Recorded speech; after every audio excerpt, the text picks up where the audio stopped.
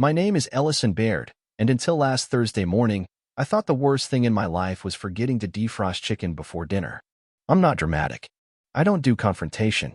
I apologize too much, and I usually avoid conflict by laughing awkwardly until the moment passes. But that morning, the one I'll never forget, I didn't laugh. I didn't smile. I sat at the edge of a cafe booth, staring at my wife as she defended another man's actions over mine, and something inside me cracked. That moment rewired everything I thought I knew. Let me take you back, though, because people always say betrayal comes out of nowhere. It doesn't. It creeps in quietly, through unlocked phone screens, late-night texts, and little laughs you were never supposed to hear. Hazel and I met 9 years ago at a farmer's market in Connecticut. I was the quiet guy selling handmade bookmarks for a charity fundraiser. She was this bright, ambitious woman in a lavender dress who asked if I had one with a quote by Virginia Woolf. I didn't. She smiled and said, "Then make one. We've been together ever since." Or, we were. She worked in advertising, client strategy director, whatever that meant. I never fully understood her job, but I listened when she talked about it. About brainstorm meetings, elevator pitches, deadlines. And eventually, about Jace, her new coworker. Jace said this, Jace thinks that. At first, I thought he was just one of those people that naturally dominated conversation, like a charismatic golden retriever in a blazer. Then she started working late. Then there were conferences, overnight trips. One time, she left her iPad open on the kitchen counter. I wasn't snooping. I swear, I just walked past and saw a notification flash. Jace, don't forget our secret handshake, winky face. I stared at it. I actually convinced myself it was some dumb inside joke. I even asked her about it. She laughed, a little too hard, and said, "Oh my God, you're not jealous, are you? Jace flirts with everyone. It's like his brand." I laughed too, because I wanted to believe that. Because believing anything else would mean stepping into the kind of pain I wasn't built for. But things kept shifting. Slowly. She stopped telling me about her day. She changed her passcode. She became defensive over nothing. One night, I asked her if she wanted to go away for the weekend. Her answer? "I think I need some space, Ellison. You get weirdly clingy when I'm busy." Clingy. That word hit harder than I expected. I didn't say anything, just nodded and changed the subject. But I felt it, the distance. It was like our marriage was being rewired from the inside out, and I didn't know how to stop it. Then came the cafe. I wasn't supposed to be there. I'd taken the day off because I hadn't been sleeping. I thought maybe getting out of the house would clear my head. I ended up at a little coffee spot near Hazel's office, one she said she rarely went to. I was halfway through a lukewarm espresso when I heard her laugh. That laugh, the one I hadn't heard at home in weeks. I turned and saw her. Hazel, sitting across from Jace, her hand on his wrist. She looked happy, unbothered, like I didn't even exist in her world anymore. They hadn't seen me yet. I could have left. I almost did. But something kept me there. Call it desperation. Call it instinct. I stood up, walked over, and said, "Hazel." Her face went pale. Jace didn't move. I looked at both of them and asked, "What is this?" She stuttered, then said it, the sentence that destroyed me more than anything else ever could. "Ellison, don't do this. You're making a scene. Jace didn't do anything wrong." She defended him. Not me. Not her husband. Him. I don't remember planning the words I said next. They just came out clear, final, and sharper than anything I'd ever said in my life. "Then you can have him." She blinked. I walked out. That was 4 days ago, and I haven't heard from her since. When I got back to the house that day, everything felt too quiet. You know the kind of silence that buzzes in your ears and makes you question whether you've gone deaf or insane? That's what our living room sounded like. I stood there, still wearing my jacket, still in shock, just staring at the framed wedding photo we'd never taken down. Hazel was laughing in it, hair blowing in the wind, and I looked like a man who believed he'd won the lottery. But I hadn't. I'd been a placeholder. I didn't know what to do. I didn't cry. I didn't shout. I just stood there. Hours passed. I don't even remember sitting down, but when I came to, the sun was setting, and the room was dark. Hazel still hadn't come home. I checked my phone. Nothing. Then something strange happened. I started blaming myself. Maybe I really had been too clingy. Maybe I'd stopped being fun, stopped being interesting. I went through old texts, scrolling up to see if there was a version of me she had once loved and if maybe I had just slowly faded out. And you know what? In the older ones, she called me Sunshine. Somewhere along the line, that nickname disappeared. I tried to sleep that night but couldn't. Every creak of the floorboards made me think she was finally coming back. When the front door opened around 2:15 a.m., I pretended to be asleep on the couch. She didn't say a word, just walked past me, quietly went upstairs, and shut the bedroom door. The next morning, I expected something. An apology, a fight, anything. But instead, she came downstairs already dressed for work, phone in hand, avoiding eye contact. She poured coffee like nothing had happened, then casually asked, "Are you still taking the car today?" That was it. That was all I got. I nodded, not trusting myself to speak. And as she walked out the door, she said, "And I'll never forget it, let's not overdramatize yesterday, okay? We were just talking. Just talking." After nearly a decade of marriage, that's what I was reduced to, an overdramatic interruption at a cafe. Meanwhile, Jace got to sit across from her, touch her wrist, and laugh with her like they were writing some kind of romantic pilot episode. I called in sick that day and started digging. I needed to know, how long had I been replaced? So I did something I never thought I'd do. I checked our phone bill, and what I saw shattered me in a whole new way. Hazel and Jace had exchanged over 340 texts in the last 10 days. I never thought I'd be the kind of person who spies on his spouse. But that morning, sitting at the kitchen table, I realized I had two choices: stay in the dark or find the truth and finally stop pretending everything was fine. So I opened my laptop and began going through our shared phone bill in more detail. Call logs, timestamps, patterns. There it was, a clear trail. Hazel and Jace had been texting each other every single day, usually late at night, and always for long stretches. Not just a "see you tomorrow" or "nice job at work." These were full-blown conversations that sometimes lasted until after midnight, on days when she told me she was too tired to talk. I scrolled further. Some messages were during our dinner hour. Others, at times when we were supposedly sitting on the couch together, watching TV. It was like I was living beside her, and she was living inside her phone, inside a second life I wasn't part of. Still, there was no proof of what they were saying, until I got desperate enough to check her old tablet, the one she stopped using a few months ago. She always left it in the hall drawer. I plugged it in, charged it, and waited. When it came to life, I found what I was dreading. Her messages had been syncing. Some were innocent. Some weren't. I saw pictures of coffee cups on conference tables with "guess whose hand this is," winky face, captions. One message from her said, "Sometimes I think you understand me better than anyone ever has." He replied with a heart emoji, and "That's because I actually listen." There was also a blurry mirror selfie, her in the office bathroom, dressed in a tight black skirt, captioned, "Too much for Monday?" To him. Not to me. Never to me. I wanted to throw the tablet through the window. Instead, I turned it off, placed it back in the drawer, and sat down on the hallway floor like someone who had just watched a bomb go off in slow motion. She wasn't just emotionally gone.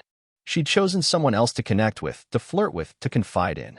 And the worst part wasn't even the messages, it was realizing how natural it all felt to her. As if betraying me had become part of her routine, like brushing her teeth or locking the front door. That evening, I acted normal. I made dinner. I asked how her day went. She answered in single syllables and kept checking her phone, smiling to herself more than once. And I kept thinking, was she texting him right then, under the table, while chewing the chicken I made for her? Later that night, I stood outside our bedroom door, listening. I heard nothing but silence. Still, I couldn't bring myself to open the door. I went back downstairs and slept on the couch again. The next morning, I checked her location history on Google. One pin stuck out immediately. She'd spent almost 2 hours at a wine bar on Tuesday night. That was the night she told me she was doing a team-building exercise at the office. A lie so casual, it actually chilled me. I saved the address. I needed to see that place for myself. Needed to know what kind of setting my wife was using to erase our marriage in pieces. And that's how, a few nights later, I ended up standing in the rain across the street from a cozy wine bar, watching through the window as my wife leaned across the table, laughing, glowing, and placed her hand over Jace's. The moment I saw that, I felt nothing. Not rage. Not sorrow. Just hollow. But it wouldn't stay that way for long. Because what happened next was the first real sign that this wasn't just some casual affair. This was something far worse. I stayed across the street longer than I should have, soaked to the bone under a dying umbrella, just watching her laugh like the past 9 years had meant nothing. It's strange what the mind focuses on when you're in shock. I wasn't thinking about the betrayal, not about the lies. I was fixated on how effortlessly she looked at him, how she leaned in, touching his wrist the same way she used to touch mine when we were still us. And then, in the middle of a laugh, she raised her left hand to brush her hair back. That's when I noticed it. Her wedding ring, our ring, was gone. It wasn't like she forgot it at home. Hazel was deliberate about everything. That ring had been a symbol once. Now it was missing, and she didn't even seem to realize or care. She sat there, bare-fingered, like a woman who owed loyalty to no one. Something in my chest cracked, but I kept standing there, rooted to the sidewalk like an idiot. I watched them finish their drinks, watched Jay stand up and pull out her chair like some kind of cheap movie scene, watched her slide her hand into his arm as they walked outside into the night, sheltered under a shared umbrella. They didn't see me. I made sure of that. I waited until they disappeared around the corner, and then I finally turned and walked home. I don't remember the walk at all. My legs carried me on autopilot while my mind played one single thought on repeat. She took the ring off. She chose to take it off. At home, I didn't sleep. I sat at the kitchen table, staring at the front door, half hoping she wouldn't come back at all. But around 1:30 a.m., I heard the car pull up. The door unlocked. She came in smelling like wine and perfume, heels clicking softly on the wood floor. And then I heard it. A clink, soft but unmistakable. I crept to the hallway and peeked around the corner. She was dropping the wedding ring into a small porcelain dish by the door, the same dish we used to keep spare keys in. Like it was a trinket. Like it didn't mean anything anymore. She didn't notice me. She just slipped off her shoes and padded upstairs, humming to herself. I didn't follow. I sat there in the dark, feeling like a ghost in my own house. The next morning, I waited. I thought maybe guilt would finally eat away at her. Maybe she'd sit me down and confess, or at least apologize. But Hazel came downstairs wearing yoga pants and a ponytail like it was just another normal Saturday. When she grabbed her keys and wallet, I asked, trying to keep my voice steady, "Where are you going?" She smiled, that fake, distant smile I was starting to recognize, and said, "Meeting some of the girls from work for brunch." I didn't even argue. I just watched her walk out, the porcelain dish still holding the wedding ring she didn't bother to slip back on. And it hit me like a freight train. Hazel had already left me. The marriage had ended days, maybe months ago. I was just the last fool who hadn't gotten the memo. But I wasn't about to let it end like this, quietly, in the shadows. If she wanted a clean getaway, she picked the wrong husband. That afternoon, sitting alone in the living room while the clock on the wall ticked too loud, something inside me shifted. I'd spent weeks, maybe months, drowning in confusion, excuses, and denial. But now everything was clear, clearer than it had ever been. Hazel wasn't conflicted. She wasn't lost or struggling. She had made her decision a long time ago. She just hadn't told me because it was easier for her to live two lives, to squeeze the last bits of comfort out of our home while already planting roots somewhere else. And that realization hardened me. I wasn't going to beg. I wasn't going to cry at her feet or wait for her to grant me scraps of honesty. I needed a plan. A quiet, careful, final plan. First, I started gathering everything. The synced messages from the tablet, screenshots of her location history, the cafe incident, even copies of our shared financial statements. I wasn't a confrontational guy by nature, but betrayal has a way of teaching you to be methodical. I created a hidden folder on my laptop called Exit and stored everything there. It felt strange, almost surgical, cutting my emotions out of the process.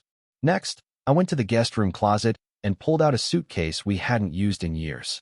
I packed the essentials, clothes, important documents, my laptop, and an old photograph of my parents, the one thing that still felt untouched by all of this.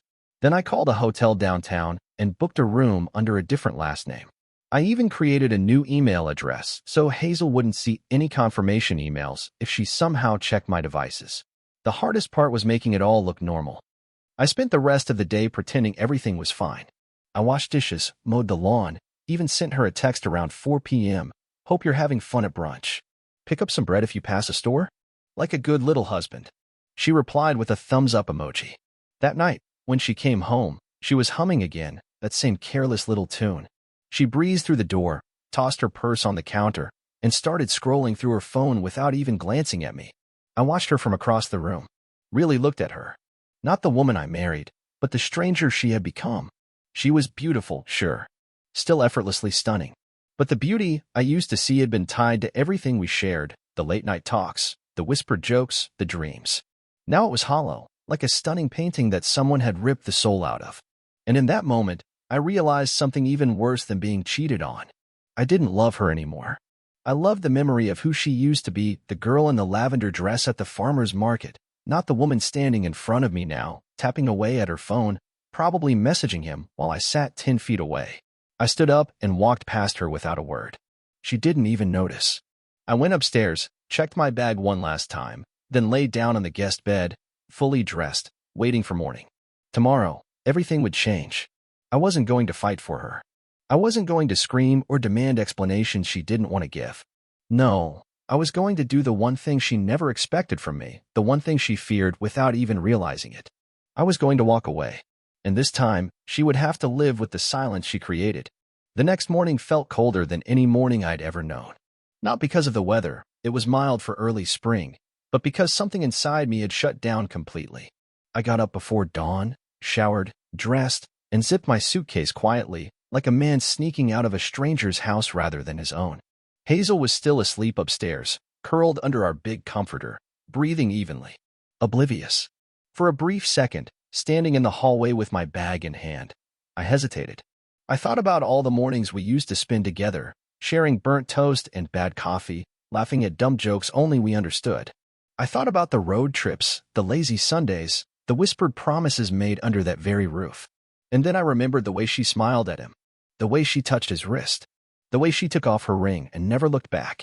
I left my house key on the kitchen counter beside a short note I wrote the night before. It wasn't angry. It wasn't emotional. It was just 6 words scribbled in my sloppy handwriting. I deserved better. Goodbye, Ellison. No accusations. No drama. Just truth. As I closed the front door behind me, a strange calm settled over me, a numbness that wasn't sad or angry.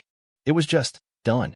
Like walking away from a burning building you tried for years to save, but finally realized you couldn't. I drove to the hotel in silence, checked into a bland room that smelled faintly of cleaning supplies and new carpet, and sat on the edge of the bed staring at the wall. I expected to feel something huge, grief, maybe, or rage, or loneliness. Instead, all I felt was exhausted. I slept most of that day. No nightmares. No dreams. When I woke up in the evening, there were 20 missed calls from Hazel. Voicemails, too. Some frantic. Some angry. Some with that weird fake sweetness she used to use whenever she needed something. I didn't listen to a single one of them. Later that night, there was a knock at my hotel door. I didn't answer. I peered through the peephole and saw her standing there, hair messy, no makeup, wearing the old college sweatshirt she usually only wore when she was scared or sad. She stayed for a few minutes, knocking again, calling my name softly through the door. But I didn't open it. I didn't say a word. Eventually, she gave up and walked away. And watching her retreat down that ugly hotel hallway, shoulders slumped, I realized something incredibly freeing. I wasn't her problem anymore. Her choices, her lies, her regrets, they all belonged to her now. Not to me. That night, for the first time in longer than I could remember, I slept through the entire night without waking up once. And in the morning, I felt something I hadn't felt in years. Hope. 2 days passed before I agreed to meet Hazel. I didn't respond to her endless texts or calls, not because I wanted to punish her, but because I genuinely didn't know if there was anything left to say. I needed time to understand what I wanted, and more importantly, what I didn't. When I finally answered her call, I kept it short. I told her we could meet at a public place, a diner on the far edge of town where nobody knew us. Neutral ground. No drama. I arrived early, sitting at a booth by the window, watching the cars glide past in the drizzle. I didn't feel nervous. I didn't feel angry. Honestly, I didn't feel much of anything, except tired of being dragged through emotions I never asked for. Hazel walked in 10 minutes late. Her hair was pulled back in a loose braid, no jewelry, dark circles under her eyes. She looked smaller somehow, like the weight of her choices had finally settled on her shoulders. She scanned the room, spotted me, and came over hesitantly. "Ellison," she breathed out, sliding into the seat across from me like she was approaching a wounded animal. "I didn't think you'd actually come. I'm not here for a reunion," I said quietly, folding my hands in front of me. "I just think you deserve to hear it from me, and not through unanswered calls." She winced but nodded, wringing her hands together in her lap. I let the silence stretch. I wanted her to feel how heavy it had become between us. I made mistakes, she started, voice shaking. Big ones. But you have to believe me, I never wanted to hurt you. I almost laughed. Not out of humor, but disbelief. It's amazing how cheaters always say they didn't mean to hurt anyone, as if betrayal could happen by accident, like tripping over a sidewalk crack. You didn't hurt me by accident, Hazel, I said, keeping my tone level. You made choices. Every late-night text. Every time you lied about working late. Every time you smiled in the way you used to smile at me. You didn't just hurt me, you erased me. She opened her mouth to argue, but I shook my head. Don't, I said, sharper than I intended. You had every opportunity to be honest. You chose secrecy. You chose him. And you know what? That's fine. Tears welled up in her eyes. She tried to reach across the table, but I pulled my hands back. Her face crumpled. I miss you, she whispered. I miss what we had. No, I corrected her, voice quiet but firm. You miss who I was to you. The steady, loyal guy who made you feel safe while you chased excitement somewhere else. She stared at me, broken and desperate. But it didn't move me the way I thought it would. It didn't spark hope or pity. It just confirmed something I already knew. I didn't belong to her anymore.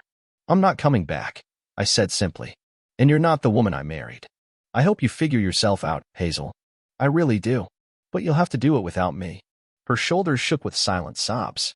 I stood up, dropped enough cash on the table to cover her untouched coffee, and walked out into the rainy afternoon. I didn't look back. Not once. As I stepped into my car, soaked but somehow weightless, I realized the real betrayal hadn't been about Jace. It hadn't even been about the texts or the missing wedding ring. The real betrayal was how easily she had let me become invisible. And finally, I was done begging to be seen. The weeks after that final conversation were not easy. There were moments when the emptiness felt unbearable, not because I missed Hazel herself, but because I missed the life I thought we had. I missed the idea of us. Grief is funny that way. It tricks you into mourning people who no longer exist. But every day that passed, it got a little easier to breathe. I stopped checking my phone for messages that weren't coming. I stopped replaying the memories that used to tear me apart. Instead, I started doing something I hadn't done in years, living for myself. I took long walks without a destination. I sat at coffee shops reading old books I loved in college. I called friends I hadn't seen in ages and said yes when they invited me out, even when my first instinct was to make an excuse and hide. I even dusted off my old camera and started taking photos again, not for anyone else, not to impress, just because it made me feel something. For the first time in years, I wasn't part of someone else's background noise. I was writing my own story. One morning, about a month after I left, I stood on a small wooden bridge in the middle of a park, watching the water flow beneath me. It was one of those rare spring days where the air smells clean and the world feels new. I looked down at my reflection, half expecting to see a broken man staring back. But I didn't. I saw someone steady, someone whole, someone free. Hazel tried reaching out a few more times. Emails. A letter. I never responded.